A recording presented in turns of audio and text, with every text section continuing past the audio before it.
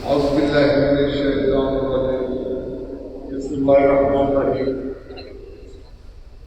मैं आज की शुक्रगुजार तकरीब में इनकार करने पर SCOJ Sindh union of journalist और उसकी पूरी टीम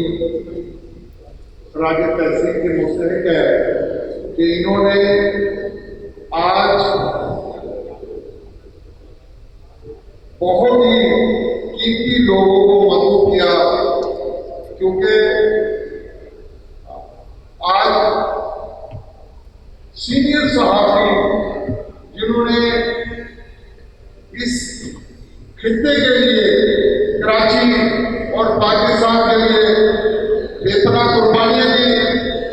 मैं इन सहाफ़ियों को खराज तहसीन पेश करता हूँ। और जैसे 80 की दहाई और 90 की दहाई में सहाफ़ियों को